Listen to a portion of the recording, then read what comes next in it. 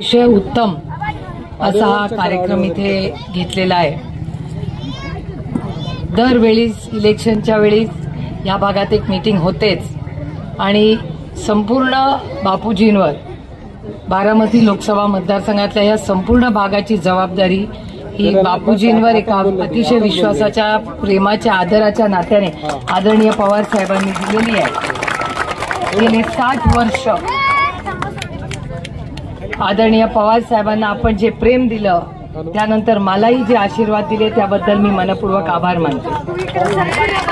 Kashmir to Kanyakumari तुम्ही कुठेही जा, काश्मीर टू कन्याकुमारी तुम्ही कुठेही जा आणि फक्त सांगा आम्ही बारामतीचे आहोत, पहिलं माणूस म्हणणार शरद पवाराची बारामती। त्याच्यामुळे शरद पवार बारामती आणि बारामती आहे शरद पवार। आणि आता काय परिस्थिती आहे, आमचे विरोधक येतात आणि म्हणतात की आम्ही बारामतीत आलोय कारण का आम्हाला शरद पवाराला संपवायचंय। मला सांगा, तुम्हाला चालणार आहे का शरद पवारला संपवलेलं? मग आपण काय करणार जे शरद पवाराच्या असं विरोधात बोलतील त्याला?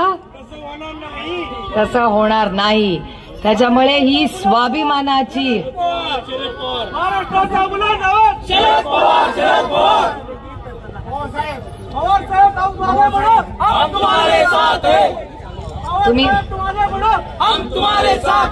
त्याच्यामुळे ही महाराष्ट्राच्या स्वाभिमानाची लढाई आहे। तुम्ही बघताय की हा हल्ला आपल्यावर दिल्लीवरनं होतोय। तुम्हाला ते ब्रिटिश होते आठवतं का? त्यांनी सगळं येऊन आपल्या देशावर इंग्रज होते माहितीये की नाही? ते इंग्रज आले आणि आपला देश सगळा त्यांनी काबीज केला। तसंही दिल्लीची अदृश्य शक्ती आहे जी महाराष्ट्राला काबीज करते।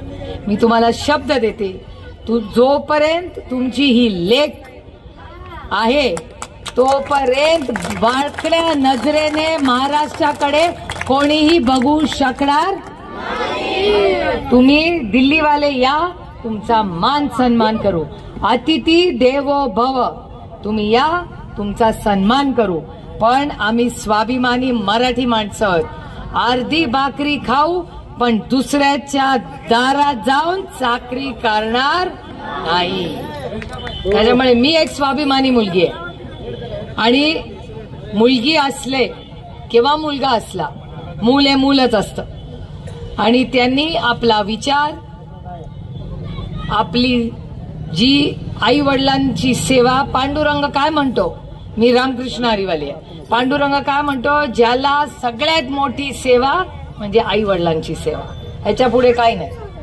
आणि तुम्ही बघताय की आदरणीय पवार साहेबांना आपण प्रेम दिलं, त्यांनी तुम्हाला एवढं प्रेम दिलं। एका कुटुंबातले आपण लोक आहोत, पण या अदृश्य शक्तीला ते बघवेना आणि म्हणून अदृश्य शक्ती आपल्या मागे, महाराष्ट्राच्या मागे, महाराष्ट्राचं महत्व कमी करायला निघाले। आता तुम्ही विचाराल कमी कशी करायला लागले? महाराष्ट्रामध्ये 2 लाख नोकऱ्या येणार होत्या। किती? 2 लाख। त्या कुणाच्या पदरात पडल्या असत्या? यांच्या। या सगळ्या युवक जे शिकलेले आहेत ना, तुमच्या प्रत्येक मुलाला नोकरी मिळाली असती। आता ती नोकरी कुठे गेली? दुसऱ्या राज्यात। मला दुसऱ्या राज्यात दुःख नाही, दुसरा पण तिथे कोणीतरी कष्ट करणार असेल त्याला नोकरी मिळाली, काही दुःख नाही। मेरे बच्चे का भी भला हो, उसके भी बच्चे का भला हो। पण जर माझं पोर मेरिट मध्ये अभ्यास करून पास झाला असेल तर त्याला त्याची नोकरी मिळाली पाहिजे की नाही? मग आमचं हक्काचं काढून तुम्ही जाऊ देणार का दुसऱ्याला? आधी तुमच्या मुलांच्या नोकऱ्या नेल्या। पहिली गोष्ट, महागाई कमी झाली का वाढली? बेरोजगारी कमी झाली का वाढली? पाण्याचा प्रश्न कमी झाला का वाढला? हा बघ, चिन्नू मुन्नू पण म्हणतोय वाढला, हा छोटू म्हणतोय वाढला पाण्याचा प्रश्न। म्हणजे कुठपर्यंत पोचलाय बघा। मला सांगा, आमच्या काळात सिलेंडरचा भाव 450 रुपये होता, आता किती आहे? 1100-1200 आहे की नाही? आता मी तुम्हाला सगळ्यांना एक प्रश्न विचारते, तुम्ही आता सांगायचं काँग्रेसचा विचार का भारतीय जनता पक्ष? मला तुम्ही सगळे बारामतीत राहता, वीज कोणी आणली? काँग्रेसनी आणली का बीजेपीने आणली? हा रस्ता कोणी बनवला? काँग्रेसनी का बीजेपीनी? शाळा कोणी काढल्या? कॉलेज कोणी काढलं? बँक कोणी काढली? कारखाने कोणी काढले? देखो चुन्नू मुन्नू भी बोल रहा है कांग्रेस. हे सगळी दुकानं कोणी काढली? शाळा, कॉलेज, हॉस्पिटल, औषध सगळं जर काँग्रेसनी केलं तर मग यांनी काय केलं? यांनी विकलं. खरंय खरंय. कालच मला LIC, आता किती लोकांना LIC माहिती नाही, इन्शुरन्सची एक कंपनी LIC नावाची, माहितीये का मावशी तुम्हाला? खूप मोठी कंपनी आहे आणि खूप पैसे कमवते. असं नाही की डबगईला आली आहे. आता मला सांगा, घरात सगळं चांगलं असेल तर घरातली चांदी विकाल का जास्ती विकत घ्याल? जास्ती विकत घ्याल. चले पोरं पण व्यवस्थित उत्तरं देत आहेत, ती पण म्हणते जास्ती विकत घेऊ. आता तुम्ही मला सांगा, LIC सारखी कंपनी जी खूप चांगले पैसे कमवते, गरीब कष्ट करणाऱ्यांना देते, हे सरकार का विकतंय? दुसऱ्या कोणाचं सरकारच्या हक्काचं घर विकाल का? हा दिल्लीत नकोय, त्यांना मराठी माणूसच नकोय. अरे आपले गडकरी साहेब जरी वेगळ्या पक्षात असले तर गडकरी साहेब चांगले, आपल्याला मदत करतात, सुडाचं राजकारण करत नाही. ही दिल्लीवाली फक्त सुडाचं राजकारण करतात. आपण इतके वर्ष सत्तेत राहिलो, कधी कोणाला त्रास दिला का हो? याचं दुकान बंद कर, याची फॅक्टरी बंद कर, याला दम दे, कधीच केलं नाही आणि कधी करणारही नाही. कारण का सत्ता ही तुमची सेवा करण्यासाठी असते. मी तुमची लोकप्रतिनिधी आहे. तुम्हाला अभिमान वाटेल तुमच्या बहिणीचा. तुमची बहीण तिथे माझा सगळा सोयरा मार्क देत नाही, तिथे भारतीय जनता पक्षाचं सत्ता आहे. पण तुमची ही बहीण पार्लमेंट मध्ये देशात 1 नंबरला येते, 1 नंबरला. सलग 8 वर्ष संपूर्ण देशात तुमच्या लेकीचा नंबर 1 आहे. मी मत कशावर मागते? मेरिटवर. मी कॉपी करून पास नाही होणार, मेहनत करके पास होंगी. माझं काम बघा, माझा संपर्क बघा. आणि काही लोक म्हणतात टीका करतात माझ्यावर, पण हे बघा, मी बोलण्याची जर माझी ताकद आहे तर ऐकण्याची पण ताकद माझ्यात असली पाहिजे. त्याच्यामुळे विरोधक बोलू दे, माझा काय प्रॉब्लेम. मी सत्यमेव जयते. सुप्रिया सुळेची सबसे बडी ताकद मेरी ईमानदारी आहे. मी म्हणत नाही, भारतीय जनता पक्ष म्हणते. आता माझ्या पण मागे लागली असते आतापर्यंत. बरोबर आहे की नाही? माझ्या मागे का नाही लागत? तर मला नडत पण नाही. कारण का मी 2 पैशाचा कुणाचा चहा पित नाही ना 2 पैशाचा कुणाला पाजत. मी तुमची सेवा करण्यासाठी इथे आले. तुम्हाला प्रॉब्लेम आहे, तुमची बहीण तुमच्यासाठी आहे. कधी रात्री मध्यरात्री हाक मारा. आणि खरं तर मी कशाला तुम्हाला लागते? बापूजी आहे ना. बापूजींचा आशीर्वाद जेवढा तुम्हाला आहे ना तेवढाच मला पण आहे. त्याच्यामुळे बापूजी मी या संपूर्ण भागामध्ये, आपल्या शहरामध्ये बापूजींचं खूप मोठं, त्यांच्या कुटुंबाचं खूप मोठं योगदान आहे. आणि बापूजी की त्यात नगराध्यक्ष राहिल्या या आपल्या बारामतीच्या. आणि हे सगळ्यांनी विकास झाला का? तर झाला, सगळ्यांनी मिळून केला. आज काडीमोड झाली म्हणून मी नाही म्हणणार त्यांनी काही नाही केलं. मी खरं बोलते, मी रामकृष्ण हरिवाली आहे. जो अच्छा है अच्छा अच्छा करूंगी. मी गडकरी साहेबांबद्दल पण चांगलं बोलते, तर दुसऱ्यांबद्दल का नाही बोलणार? जिसने जो किया है. बट जे खरं आहे ते खरं आहे, जे खोटं आहे ते खोटं आहे. त्याच्यामुळे दमदाटी नाही चलेगी. आणि मी एक तुम्हाला सांगते, कुणालाही दमदाटीचा फोन आला तर फोन घ्यायचा आणि सांगायचं रॉंग नंबर. तुम्ही सुप्रियाताईंना फोन करून दम द्या, आम्हाला दम नाही द्यायचा.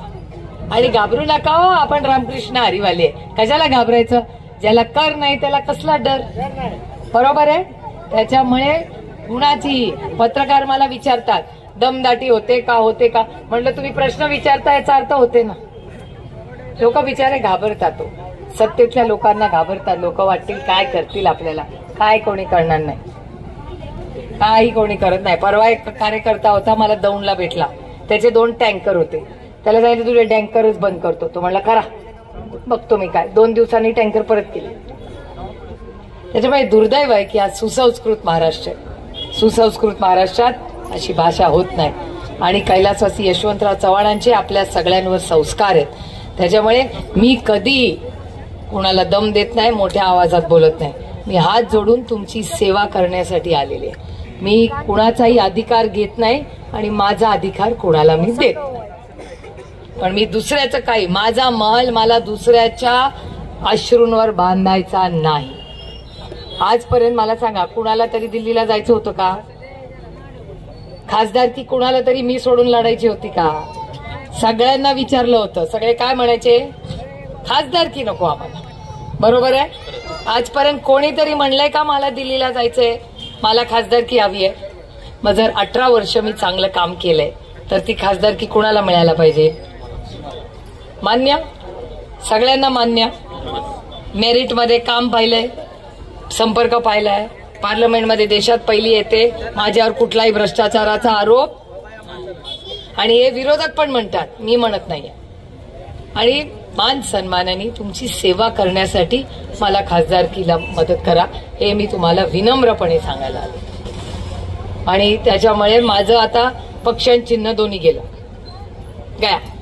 पण मी काय रडत बसणार नाही. आपलं काय ठरलंय? रडायचं, लढायचं. त्याच्यामुळे नवीन चिन्ह मिळालं. आता माझ्या बघा पांडुरंगाची इच्छा. आता गंमत बघा, मी सगळ्यांचे हात बघते, जास्त तर लोकांच्या हातात घड्याळच नाहीये. तुम्हाला माहितीये का? कारण का आता वेळ ही मोबाईल मध्ये दिसते. माझ्या मुलाचा बापूजी 18वा वाढदिवस आणि 21वा वाढदिवस. मी जरा पुराने विचाराची. माझ्या मुलाला 18 वर्षाचे झाले की मी पेन दिलं, आणि 21 झाले की माझ्या मुलीला घड्याळ घेतलं. तर माझा मुलगा जेव्हा 21 वर्षाचा झाला, मी म्हणलं विजय तू 21 वर्षाचा झाला, 18 वर्षाची पेन दिलं होतं अक्षर चांगलं व्हावं म्हणून. आता तुझी बहिणीला मी 21 वर्षी घड्याळ दिलं होतं, तुला पण आपण घेऊया घड्याळ. तो म्हणला मम्मा मला घड्याळ लागत नाही आता. म्हणलं का रे? तो म्हणला मम्मा मोबाईल मध्येच सगळं चालतंय, आमचं बँक पण मोबाईल मध्ये, व्हॉट्सअप पण मोबाईल मध्ये, तुझा फोन नंबर पण मोबाईल मध्ये, आणि वेळ पण मोबाईल मध्ये, सगळंच मोबाईल, कशाला पैसे खर्च करायचे? म्हणलं बरोबर आहे. मग ते जेव्हा मला पाहिजे तेव्हा मी मागून घेईन, आता मला नको. तेव्हाच मला कळलं की म्हणून पांडुरंगाची इच्छा असेल की आता ते लागतच नाही तर तू बाजूला ठेव सुप्रिया, नको तुला ते, तुला त्याच्याहूनचा भारी देते. तर मी म्हणलं पांडुरंग काय पदरात देतोय मला चिन्ह? तर त्यांनी तुतारीवाला माणूस दिला. शुभ संकेत नाहीये ते, काही मिळू शकत होतं, काही. तुतारीवाला माणूसच कसा मिळाला? पांडुरंगाची इच्छा, रामकृष्ण हरी वाजवा तुतारी. तुम्हाला माहितीये कुणाची? इथे पत्रकार बसलेत तिकडे. तुम्हाला माहितीये का या देशामध्ये 10 लाख कोटी, प्लीज नंबर लक्षात ठेवा माझा, 10 लाख कोटी रुपयाची एनपीए एका बाजूला ठेवले. म्हणजे काय? ज्या कंपनी बिझनेस व्यवसाय करतात ना लोक, त्यांचे 10 लाख कोटी, 1-2 नाही, 10 लाख कोटी. हा नंबर माझा नाहीये. मिस्टर कराड आले होते ना बारामतीला, त्या कराडांनी पार्लमेंटमध्ये संसदेत सांगितलं की 10 लाख कोटी रुपयाचा ज्या लोकांना तोटा झाला होता ते सगळं आम्ही एका बाजूला ठेवलंय, आणि आता सगळं चांगलंय. बाजूला ठेवलंय म्हणजे काय? त्यांना माफी. म्हणजे जो व्यवसाय करेल त्याला 10 लाख कोटी माफी. पण माझ्या आशा वर्करला त्यांना द्यायला पैसे नाही. माझ्या अंगणवाडी भगिनी काय बिचारी पत्रात पडते, ती 5, 10, 20 हजार रुपये मागते. ते 10 लाख कोटी माफ करतील उद्योगपतीचे, पण 25,000 रुपये पगार माझ्या अंगणवाडी आणि आशा सेविकाला देत नाही. आज आमच्या सगळ्या महिला भगिनी त्या दुसऱ्याच्या घरी कामाला जातात कारण त्यांना पोरांना शिकवायचे. त्यांना काय मिळतं का हो पदरात? त्यांना पेन्शन मिळतं का?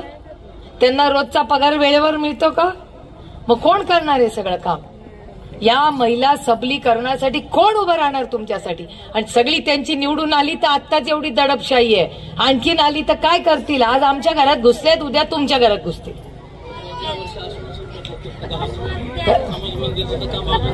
काय असं बोलू नका हो, असं बोलू नका. कोणाबद्दलही असं बोलू नये. सबका भलाव, सबका भलाव असं नका बोलू. पण माझं म्हणणं आहे की अन्यायाच्या विरोधात कोणीतरी लढलं पाहिजे की नाही? आता मला पण होतं, मी पण सत्तेत बसू शकत होते. एका बाजूला अदृश्य शक्ती जी आपल्या विरोधात आहे, इंग्रज आणि सत्ता, आणि दुसऱ्या बाजूला वडील, विचार आणि सत्य. तुम्ही माझ्या जागेवर असतं काय उभेला असता? वडिलांना सोडलं असतं? मोठ्या घरात राहायला गेला असतं वडिलांना सोडून? नाही, मी पण नाही. कष्ट करीन, संघर्ष करीन, पण सत्याच्या बाजूने उभी राहीन आणि वडिलांचं नाव रोशन करीन, हे मी आज तुम्हाला सांगायला आले. अरे आम्ही मुली, आम्हाला कशाला शिकवलं मग? जर आम्हाला माझ्या आजी आहे, त्यांचं नाव शारदाबाई पवार. शारदाबाई पवार ही कष्ट करणारी स्वाभिमानी महिला होती. तिने तिच्या मुलांना काय शिकवलं? रडायचं नाही, लढायचं. आणि ती ही लढाई त्या अदृश्य शक्ती आणि दिल्लीचे जे लोक आहेत ना, जे आपल्या विरोधात कट कारस्थान करतायत, ज्यांना शरद पवाराला संपवायचंय, ही भाषा माझी नाही. ते बारामतीत येऊन म्हणले की आम्हाला शरद पवारांना संपवायचंय. का संपवायचंय तुम्हाला? एवढी तर सत्ता आहे तुमची. आमच्या घराचं काय केलं, आमच्या पक्षाचं काय केलं आपल्या, तुम्हाला सगळ्यांनाच माहिती आहे. एवढं झालं तरी पोट भरेना बाई त्यांचं. एवढी सत्ता आहे, गल्लीपासून दिल्लीपर्यंत सत्ता आहे, तरी ह्यांना शरद पवाराचाच त्रास होतं की नाही? याचा अर्थ आपलं नाणं खणखणीत आहे की नाही? एवढं सगळं झालं तरी यांना शरद पवारच चुकतो, बरोबर की नाही? मग तुम्ही कुणाच्या बाजूने उभं राहणार? शरद पवार साहेबांच्या बाजूने उभं राहायचं. कारण का ही संघर्षाची लढाई आहे. ही लढाई साधी सुधी नाहीये. ते बारामतीचा अपमान करण्यासाठी, बारामतीला दुःख देण्यासाठी, आपल्याला त्रास देण्यासाठी. कारण का त्यांना हक्काचा साहेब तुमचा मनातला हा दिल्लीत नकोय. त्यांना मराठी माणूसच नकोय. अरे आपले गडकरी साहेब जरी वेगळ्या पक्षात असले तर गडकरी साहेब चांगले, आपल्याला मदत करतात, सुडाचं राजकारण करत नाही. ही दिल्लीवाली फक्त सुडाचं राजकारण करतात. आपण इतके वर्ष सत्तेत राहिलो, कधी कुणाला त्रास दिला का हो? याचं दुकान बंद कर, याची फॅक्टरी बंद कर, याला दम दे, कधीच केलं नाही आणि कधी करणारही नाही. कारण का सत्ता ही तुमची सेवा करण्यासाठी असते. मी तुमची लोकप्रतिनिधी आहे. तुम्हाला अभिमान वाटेल तुमच्या बहिणीचा. तुमची बहीण तिथे माझा सगळा सोयरा मार्क देत नाही, तिथे भारतीय जनता पक्षाचं सत्ता आहे. पण तुमची ही बहीण पार्लमेंटमध्ये देशात 1 नंबरला येते, 1 नंबरला. सलग 8 वर्ष संपूर्ण देशात तुमच्या लेकीचा नंबर 1 आहे. मी मत कशावर मागते? मेरिटवर. मी कॉपी करून पास नाही होणार, मेहनत करके पास होंगी. माझं काम बघा, माझा संपर्क बघा. आणि काही लोक म्हणतात, टीका करतात माझ्यावर, पण हे बघा, मी बोलण्याची जर माझी ताकद आहे तर ऐकण्याची पण ताकद माझ्यात असली पाहिजे. त्याच्यामुळे विरोधक बोलू दे, माझा काय प्रॉब्लेम. मी सत्यमेव जयते. सुप्रिया सुळेची सबसे बडी ताकद मेरी ईमानदारी आहे. हे मी म्हणत नाही, भारतीय जनता पक्ष म्हणते. काय तर माझ्या पण मागे लागली असते आतापर्यंत. बरोबर आहे की नाही? माझ्या मागे का नाही लागत? तर मला नडत पण नाही. कारण का मी 2 पैशाचा कुणाचा चहा पित नाही ना 2 पैशाचा कुणाला पाजत. मी तुमची सेवा करण्यासाठी इथे आले. तुम्हाला प्रॉब्लेम आहे, तुमची बहीण तुमच्यासाठी आहे. कधी रात्री मध्यरात्री हाक मारा. आणि खरं तर मी कशाला तुम्हाला लागते? बापूजी आहे ना. बापूजींचा आशीर्वाद जेवढा तुम्हाला आहे ना तेवढाच मला पण आहे. त्याच्यामुळे बापूजी मी या संपूर्ण भागामध्ये, आपल्या शहरामध्ये बापूजींचं खूप मोठं, त्यांच्या कुटुंबाचं खूप मोठं योगदान आहे. आणि बापूजी की त्या आता नगराध्यक्ष राहिल्या या आपल्या बारामतीच्या. आणि या सगळ्यांनी विकास झाला का? तर झाला, सगळ्यांनी मिळून केला. आज काडीमोड झाली म्हणून मी नाही म्हणणार त्यांनी काही नाही केलं. मी खरं बोलते, मी रामकृष्ण हरिवाली आहे. जो अच्छा अच्छा करून घे. मी तुम्हाला इथे भेटायला आले, तुम्ही माझं कौतुक केलं, माझं स्वागत केलं, तुतारी वाजली.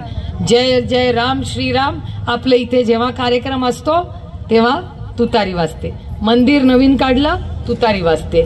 नवीन ऑफिस उद्घाटन केलं, तुतारी वाजते. म्हणजे सगळ्या शुभ कामात तुतारी वाजते. आणखीन एक, जेव्हा जेव्हा छत्रपती शिवाजी महाराजांनी युद्ध पुकारलं तेव्हा ही तुतारीच वाजली होती. हा या राज्याचं वास्तव आहे, ही आपली संस्कृती आहे.